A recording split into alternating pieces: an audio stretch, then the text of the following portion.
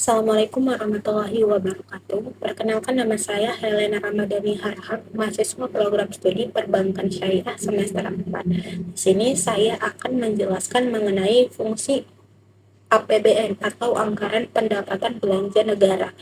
Baik, kita mulai dari pengertian APBN. APBN atau Anggaran Pendapatan dan Belanja Negara adalah rencana keuangan pemerintah dalam satu tahun. Di dalamnya itu berisi dari mana saja negara ini mendapatkan uang, seperti dari pajak dan kemana uang itu akan digunakan, misalnya untuk pembangunan dan bantuan kepada masyarakat. Jadi secara sederhana, APBN itu seperti rencana pengeluaran dan rencana pemasukan negara, agar semua kebutuhan itu bisa diatur dengan baik dan tidak sembarangan. Nah, yang pertama itu ada fungsi alokasi, itu untuk menyediakan berbagai kebutuhan masyarakat, terutama yang tidak bisa dipenuhi oleh pihak swasta. Artinya pemerintah menggunakan APBN untuk membangun fasilitas umum seperti jalan, jembatan, sekolah, dan rumah sakit.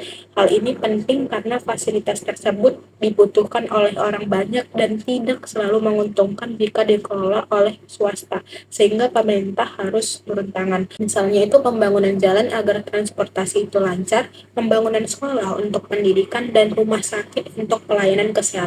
Nah, semua itu dibiayai dari APBN agar masyarakat itu bisa hidup lebih baik dan nyaman. Selanjutnya ada fungsi distribusi. Fungsi distribusi ini untuk membantu pemerataan pendapatan di masyarakat. Artinya pemerintah berusaha mengurangi kesenjangan antara masyarakat kaya dan miskin dengan cara memberikan bantuan atau subsidi kepada yang membutuhkan, sehingga kesejahteraan itu bisa lebih merata.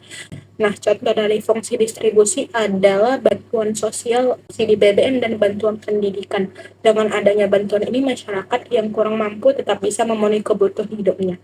Selanjutnya ada fungsi stabilisasi, itu adalah untuk menjaga kondisi ekonomi agar stabil. Dalam kehidupan ekonomi, kadang terjadi kenaikan harga yang tinggi atau krisis. Nah, di sini pemerintah menggunakan APBN untuk mengatur agar ekonomi itu tidak semakin buruk, misalnya dengan memberi bantuan atau mengatur pengeluaran negara.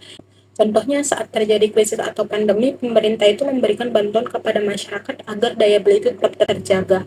Juga pemerintah mengatur pengeluaran agar tidak semakin naik. Selanjutnya ada fungsi perencanaan, yaitu sebagai pedoman untuk merencanakan kegiatan pemerintah selama satu tahun. Dengan adanya APBN, pemerintah bisa melakukan program apa saja yang akan dijalankan sehingga semua kegiatan lebih terarah dan tidak asal-asalan. Contohnya seperti rencana pembangunan infrastruktur, program pendidikan, dan program kesehatan yang sudah disusun sejak awal tahun melalui APBN. Selanjutnya ada fungsi pengawasan, itu berarti APBN digunakan untuk mengontrol penggunaan keuangan negara. Artinya semua pengeluaran harus diawasi agar tidak terjadi penyalahgunaan dan benar-benar dilakukan untuk kepentingan masyarakat.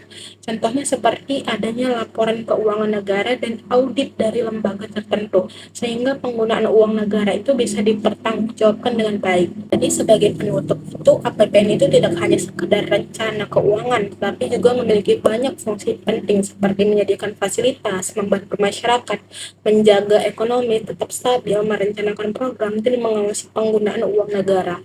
Baik, itu saja penjelasan materi dari saya. Semoga bermanfaat untuk kita semua. Terima kasih. Wassalamualaikum warahmatullahi wabarakatuh.